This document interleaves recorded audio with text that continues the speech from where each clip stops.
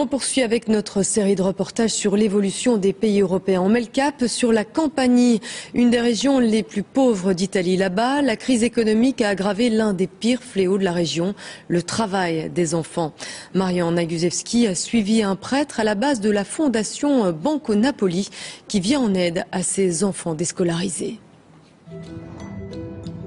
C'est un quartier populaire, à Renaccia, à quelques minutes du centre de Naples. C'est là que Don Luigi Merola a installé sa fondation. 11 ans qu'il travaille à la réinsertion des mineurs. Qu'est-ce que t'en penses? On va jouer de la batterie? Tu aimes bien ça, la batterie? Ouais? Don Luigi Merola, le prêtre des barricades, le protecteur des enfants. Lui, c'est mon ange gardien. En guerre contre la Camorra, la mafia napolitaine, sous escorte permanente depuis 7 ans.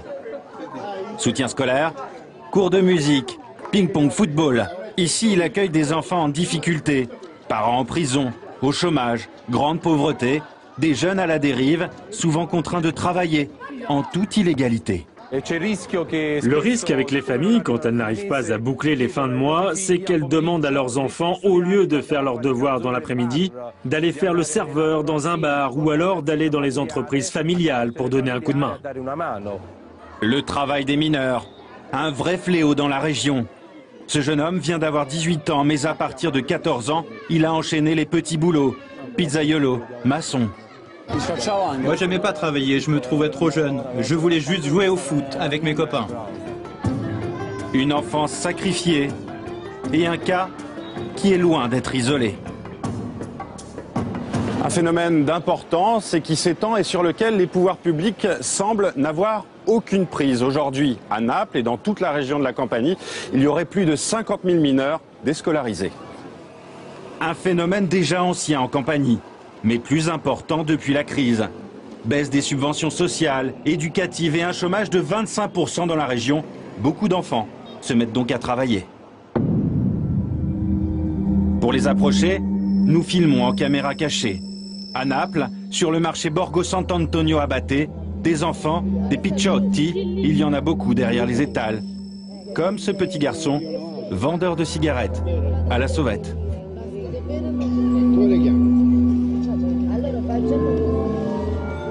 Nous continuons. Et un peu plus loin, dans ce magasin de vêtements, il y a aussi cette jeune fille, vendeuse. Elle dit avoir 14 ans. L'âge minimum légal pour travailler, c'est pourtant 15 ans en Italie. Tu travailles tous les jours ici? Oui, tous les jours de la semaine, même le dimanche. Même le dimanche? Même le dimanche. Ces mineurs touchent 100 à 200 euros par semaine, parfois moins. Des journées qui peuvent durer 12 heures. Du travail à bas coût, de l'exploitation qui va au-delà de la crise économique. Car dans ce sud de l'Italie, l'économie souterraine, c'est un système, principalement aux mains de la Camorra. Un système que connaît parfaitement Tano Grasso, grande figure de la lutte anti-mafia. Le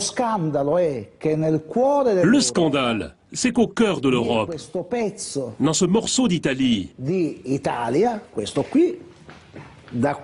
à là, en bas, il n'y a pas de liberté d'entreprendre à cause de la mafia.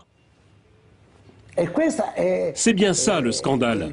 C'est le grand problème. Pas que de l'Italie, mais de toute l'Europe.